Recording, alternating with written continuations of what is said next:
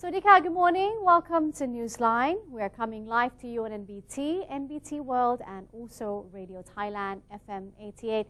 It's Monday, February 15th of 2016. My name is Cholapansa Narula.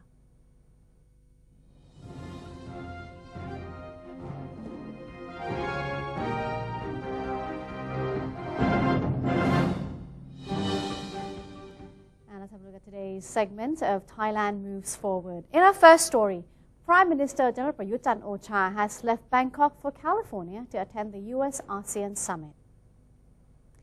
The Thai Premier, accompanied by Foreign Affairs Minister Don Paramatvinai and high-ranking officials, left Suvarnabhumi International Airport for Rancho Mirage, California, where General Prayut will take part in the inaugural US-ASEAN Summit from February 15th till the 16th. According to the Director General of the Department of Information and spokesperson for the Ministry of Foreign Affairs, Sek Wanamethi, it will be the first time the U.S. and the Association of Southeast Asian Nations meet on an official platform following the formation of ASEAN Community on December 31, 2015. The platform will allow the U.S. and the ASEAN Community to discuss economic relations, strategic partnerships, and international issues. Mr. Sek said while attending the summit, the Thai Prime Minister will push for greater economic cooperation between the two sides in the hope of benefiting sustainable development. Government spokesman Major General Sansern Kaew-Kamnert has urged all sides to help the government promote public understanding of its work and to stop distorting the facts. The spokesman said that the National Council for Peace and Order and the government had stepped in to solve the country's problems and operate within a clear framework. The government collaborated with 4 other main political organizations to change Thailand for the better. The spokesman said that the Prime Minister wanted the public to learn about the government's work. Major General Sansern claimed that there have been some people trying to confuse the Thai public and called on all sides, especially the media, to help spread the truth about the government. The issues of illegal, unreported and unregulated fishing in Thailand are among the government's main concerns. After receiving a yellow card from the European Union, the Thai government has launched a multi-pronged campaign against IUU fishing in the kingdom's waters. And here are some of the developments.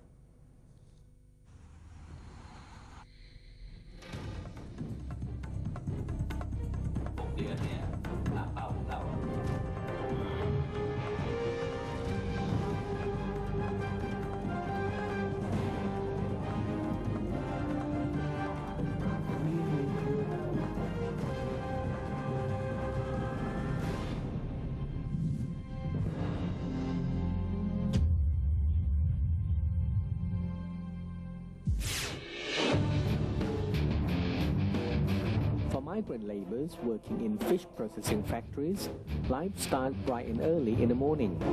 For example, at a factory of Thai Union Group Public Limited Company, a shuttle bus picks up several hundreds of workers coming to the factory, one after the other.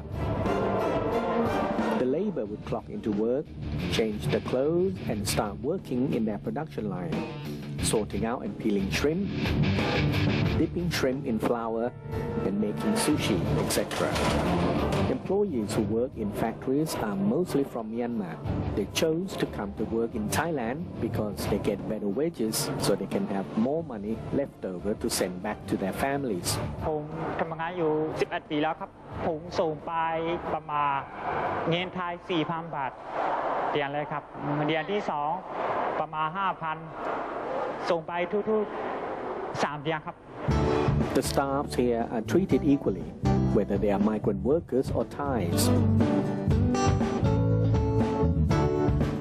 From the start of their employment, they would receive uniform for work, minimum wage rate, including extra payment, such as extra bonus for a job well done, overtime allowance, annual bonus, as well as employee lunch allowance, which the coupon will be provided to all employees, 5 baht per meal. Other benefits such as a sick bay, sports facilities such as football field and a fitness room. Other activities provided to employees include annual tour, annual religious ceremonies, and annual party as a means to restore happiness to the employees after a good year's work. Thailand has recently been confronted with news reports on forced labor, slave labor, and human trafficking issues. But in the current context, where workers have more choices of employment, together with the fisheries operators requiring quality products, it is much more beneficial to comply with the law. It is most unlikely that these fisheries industries in Thailand would make unlawful choices.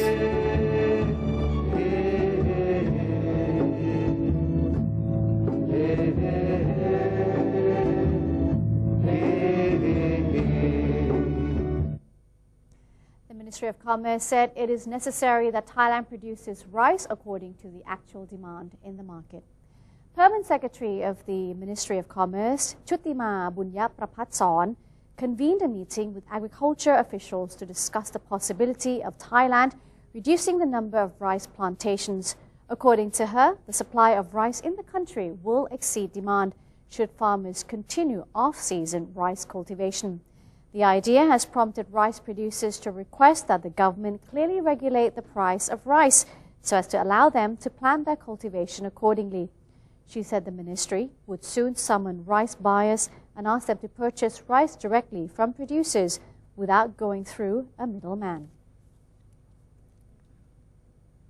The Bangkok Metropolitan Administration, or BMA, has revealed that more than 3,480 couples completed wedding registrations on February 14th in the capital's 38 districts, an increase of over 570 compared to last year's Valentine's Day. Bang Rak district remains the most popular site for couples to register their weddings at 1,045 couples, as the district's name symbolizes love. Laxi came second with 173 couples, followed by Bang Su with 160, Sapan Soong with 136, Don Mueang 125, and Bang Khun Tien with 114. There was a vibrant atmosphere at registration stations throughout Valentine's Day, with various districts organizing games and activities for the couples waiting in line. Random rewards for some couples in Bang Rak district included a distribution of gold, fully reimbursed honeymoon trips to Korea for 5 days and 3 nights, along with insurance certificates. Laxi district was also a popular registration destination due to its name Laxi, meaning the 4 pillars. It is believed that any couple registering in the district were tying their love knot according to the 4 pillars, including tolerance, knowing one's duty, morale, creating goodness, and lastly, a family for you to take care of. The district also gave out many gifts to lucky couples, such as facial treatments for couples and free health checkups. Various other districts were also reported to be lively as Thailand fully embraced Valentine's Day. But during Valentine's week, flower shops in Chiang Rai province have been very quiet due to the decreasing supply of roses. Flower shop owners in Chiang Rai said roses are only popular among a handful of students and teenagers this year due to increasing prices of rose following a plunge in supply. According to local farmers, rose production has been heavily affected by the recent weather events in the area. B-grade roses are being sold at the price of 600 baht per bouquet, while A-grade roses are sold at 850 baht a bouquet. A single rose bouquet costs around 80 to 100 baht. A 67-year-old flower shop owner, Ampon Thongkham, said business has been slow, while most roses delivered to her shop are small and also substandard. Bangkok has hosted the 14th International Festival of Language and Culture, giving an opportunity to youth from around the world to showcase their unique culture. The event took place at Thailand Cultural Center. President of Marmara Education Institution, Ufuk Civelek from Turkey, presided over the opening ceremony. In attendance were Deputy Director General of the Government Public Relations Department, Jarun Thaisorn, and also Director Public Relations Office Region 3, Duang Man Si Kit Vichai Kun. The International Festival of Language and Culture is an annual event aimed at offering youths from around the world an opportunity to meet one another and share their cultural heritage with their peers as a way to promote peace, friendship, and understanding among participants. More than 3,000 people took part in the festival. The event featured cultural performances by participating countries and discussions on cultural diversity. Garcinia, locally known as Som Kwai, has been growing naturally in the areas of Kamala, one of the best-known districts in Phuket. NBT World correspondent Asama Tin Kok Kaew went on location to bring us this special report. In Ban Hua Kuan of Kamala district, there is a group of Muslim ladies called the Bang Wan Pathana Housewife Group, led by Ms. Ladakha Vijit. This group determined to put their skills and talents to process Garcinia or Som Kwai into more valuable products. People in the community have been being the core part of this business. They learn how to grow the fruit to achieve the best quality and effectively make use of its special properties. The capacity of food processing encourages them to preserve tons of Som Kwai that can easily be found locally by utilizing this fruit to make goods for the community. This business is essential for us because it creates jobs and revenue for the community. We hope to make our product to be well known as a signature product of Phuket. In the near future, we plan to begin selling the product internationally in Malaysia and Indonesia, as these two countries are familiar with the fruit Som Kwai. This particular group was established in 2011. Katu Agricultural Extension Office then suggests the group be registered as community enterprise in order to expand and attract more members. The Agricultural Office has been a great advisor, and the Department of Science has provided useful knowledge about processing value-added products, such as preserved Som Kwai. Moreover, they are going to embrace the product and establish their own production base, employing local housewives in full-time jobs. กลุ่มแม่บ้านเกษตรกรบางหวานพัฒนานะครับ The Bang Wan Pathana Housewife Group picks only Som Kwai from well-planted and standard organic trees, which means the product is chemical-free for the food processing. Moreover, the process is strictly under the supervision of Phuket Agricultural Office and its affiliates. With continuous support of the local government, the Bang Wan Pathana Housewife Group's product has earned a good reputation both inside and outside Phuket, as well as among foreign customers. The positive feedback from the customers encourages this creative group to continue developing their skills in making local fruit like Garcinia or Som Kwai become more valuable product. Joining productive local teams not only help them to earn useful money to support their family, but also creates a strong relationship among villagers in a big community here. Ban Hua Kuan, Kamala. I am Asma Tin Kok Kaew, reporting from Phuket for NBT World. Let's take a look at a World Wildlife Fund project. The WWF Tiger Recovery Project in Mae Wong Klong Lan National Park continues to be a bright spot in tiger recovery efforts worldwide. Kun Tharin Angsakun visited these parks and presents this story. The Mae Wong Klong Lan Tiger Recovery Project is a collaboration of the Department of National Parks, Wildlife and Plant Conservation, the WWF Thailand Worldwide Fund for Nature, and Thailand's Pilgrim Group. The goal is to rebuild tiger numbers in these parks from the present low point. Currently, only about 200 tigers remain in Thailand.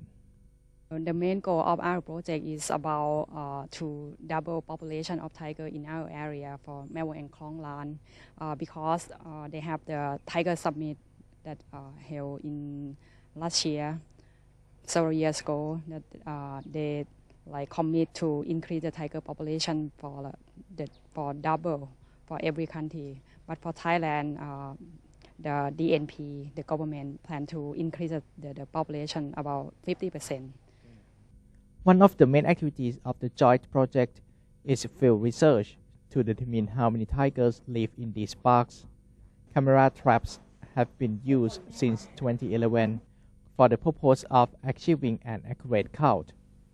Many tigers have been counted and identified in the camera trap survey in the past year. Actually, we working on the major three components. The first one, the tiger monitoring, and the second one is for support the smart patrol ranger, and the last one for awareness raising and participant from the villager and the student. The result from the survey for second time, we found that we got about 14 tigers for adult, and the good signal here that we can got the picture of the cubs. Last year we have 5 cubs in Mae Wong. Many mammal species besides tigers were photographed as well. For instance, one species spotted is recognized as critically endangered in the IUCN Red List of Threatened Species. In the end, success or failure will be determined to the project research into tiger population trends and dynamics. If tiger numbers increase, means the integrity of the forest has improved as well. Camera work by Pakorn Vimunka. I am Tarin Angskun. Report from Mae Wong Khong Lan, the Forest of Hope. Thank you very much to Kun Tarin for that story. Up next on Newsline, Thailand and Myanmar have signed a memorandum of understanding which will allow Myanmar migrant workers to legally work in Thailand. That's coming up right after these messages. Don't go anywhere.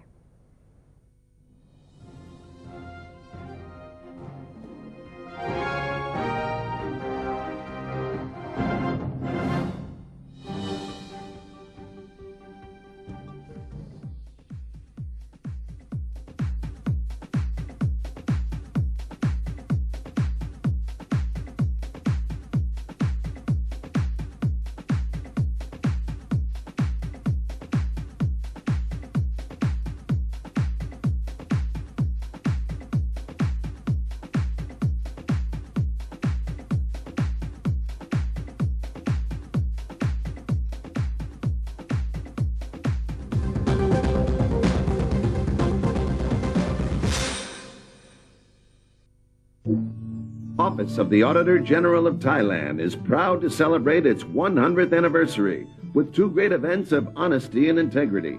The 50th meeting of the ASOSAI Governing Board, followed by an international symposium on national integrity system, will be held February 15 to the 19th, 2016 in Chiang Mai Province. The people of Chiang Mai and the Kingdom of Thailand extend their greatest wishes for a successful and fruitful week of exchange and collaboration.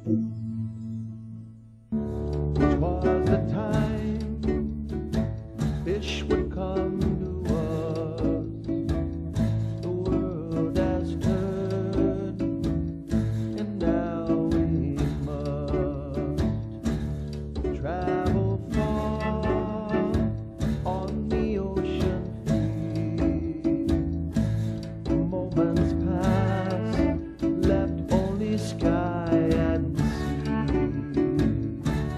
So sail on unto the ocean's breast. The sailor's test is sun and storm is high, but never tide should gifts of bounty fill the trawler still. I dance in thanks to thee.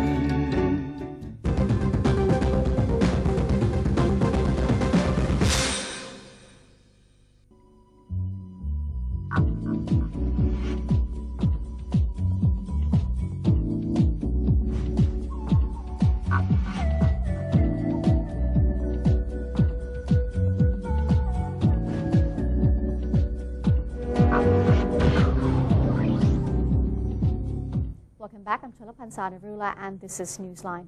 Thailand and Myanmar have signed a memorandum of understanding which will allow Myanmar migrant workers to legally work in Thailand. Director General of the Department of Employment, Arak Promani, chaired an academic forum involving labor-related officials from Thailand and Myanmar. An MOU was inked by the two sides during the forum. According to Mr. Arak, the agreement will allow Myanmar nationals to seek employment in Thailand legally. The Director General also noted that the MOU would help to prevent illegal entry as well as human trafficking. However, he said, in order to effectively prevent these two problems occurring, it would need a collaborative effort by the two nations. Under the agreement, Myanmar workers will also receive benefits and welfare according to Thailand's labor protection law.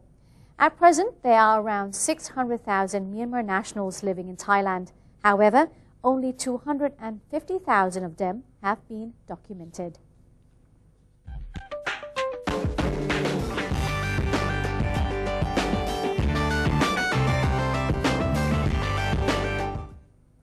Prime Minister Benjamin Netanyahu told Israel's top court that the country must forge ahead with developing a large natural gas field with billions of dollars worth of potential exports for both economic and social security reasons. In an unusual step for an Israeli Prime Minister, Netanyahu testified at his own request in the Supreme Court to defend a framework gas deal after opposition parties and non-government organizations filed petitions to block plans to develop the Leviathan field off Israel's Mediterranean coast. Critics, including the Antitrust Authority, have argued that planned control of the country's gas reserves by one consortium will limit competition and keep prices high. Under the deal, Texas-based Noble Energy and Israel's Delek Group, which discovered Leviathan in 2010, would retain control of the field, but are being forced to sell other, smaller assets such as the nearby Tamar field that began production in the year 2013. Leviathan will cost at least $6 billion to develop. It is meant to begin production by 2020 and supply billions of dollars worth of gas to Egypt and Jordan and possibly Turkey and Europe. In celebration of Valentine's Day, hundreds of couples came together in the Pingxi district of New Taipei City to write romantic wishes onto lanterns and send them into the night sky. The Pingxi Sky Lantern Festival takes place after Chinese New Year each year in the Taiwanese city. This year, there were 1,400 lanterns sent into the sky, 200 of them shaped as hearts. The smaller lanterns were sent into the sky alongside a giant sky lantern decorated with heart-shaped stickers. Attendees prepared sky lanterns in the drizzling rain, writing their wishes for the new year on their personal lanterns and then sending them up into the sky. As the festival coincided with this year's Valentine's Day, many couples came to light lanterns together. Taiwanese President Ma Ying-jeou also attended the celebrations, writing wishes for the victims of the recent Tainan earthquake onto a 20 feet tall lantern decorated with heart-shaped stickers. The Thai National Committee on Irrigation and Drainage is inviting members of the public to take part in a slogan contest under the theme of Water Management in a Changing World, Role of Irrigation for Sustainable Food Production. The slogan must be in both Thai and English and shall be sent to sloganwif2016@gmail.com no later than February 24th this year, of course. The winner will be announced on February 29th, 2016 and will then receive 20,000 baht in prize money along with a certificate. Now, for more information on that, please visit the following website, that is rid.go.th/ThaiCID. Once again, it's rid.go.th/ThaiCID. The website is now appearing on your screen.